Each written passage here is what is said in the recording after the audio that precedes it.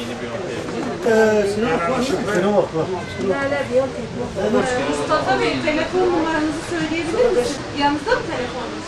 Ondan kodu gelecek mi? Ben millet diyor bunun yan etkisi var, bilmem yarın bir gün bunun ters bir şeysi var, tepkisi var. Ne bileyim. Ben ondan korkuyorum. Dediğim gibi acırsa diğerini yaptırmayacağım. Hadi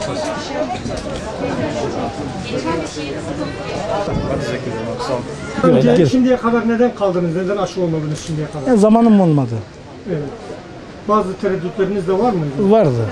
Ne gibi tereddütleriniz var? Ya işte dediği bunun yan etkisi var. İşte millet yarın öbür gün bunun ters şeysinden dolayı kötüye gitme ihtimali var. Ben de o nedenle olmadım. Evet.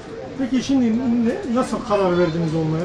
Ben dün akşam geldim. Burada bir tane hoca vardı. Geldi dedi aşı olmak ister misin? Dedim birkaç gün bir düşüneyim. Bugün geldim benim bir amcamın oğlu vardı. Konuştuk, hocamla konuştum. Hatta dedi ben kendim yapacağım. Dedi işte acıtmayacağım. Güven verdi bana, ben de geldim.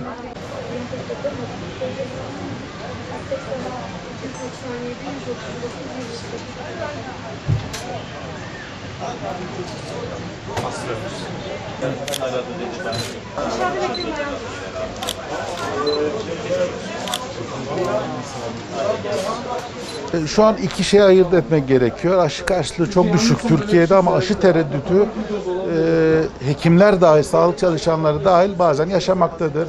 En çok sorulan soru bu herhangi bir yan etki yapar mı? Kısa vadede yaptığı etkileri biz biliyoruz. Ateş yapabiliyor, yorgunluk yapabiliyor, kas ağrısı yapabiliyor ama 24-48 saat sonra geçiyor. Orta vadede bir yan etkisi var mı? Bizim bildiğimiz kalp kası iltihabı.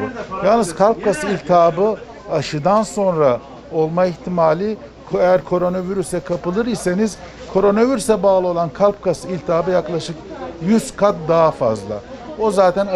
O yüzden aşı çok nadir de olsa yapabiliyor. Uzun vadede bir etki şu an bilmiyoruz, öyle bir veri yok. Bunu kim derse yalan olur. Ama tabii biz biliyoruz ki şu an aşı bizi şu an nefes alıp verebiliyorsak, ben koronavirüs olmamış ve yoğun bakımda yatmıyorsam büyük bir nedeni bu.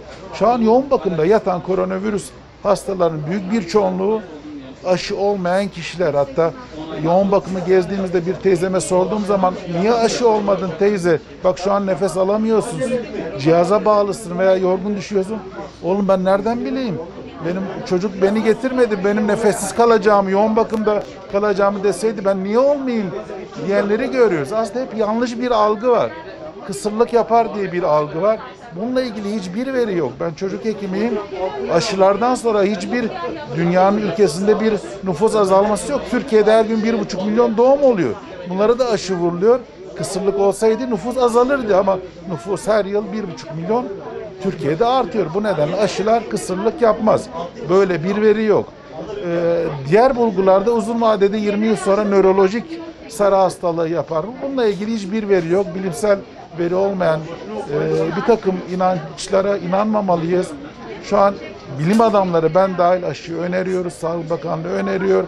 Biz kendimiz, çocuklarımız, eşimiz, anamız, babamız, tüm sevdiklerimizle ulaşım sorunu olmayan şu an Siirt'in bir parkında aşı vuruluyor. Gece 12'ye kadar vuruluyor. Bu Sağlık Bakanlığı iyi bir hizmeti.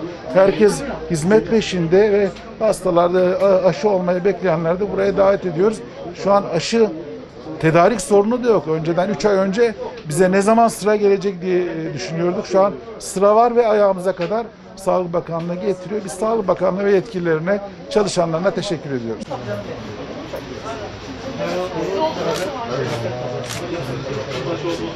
Allah'ım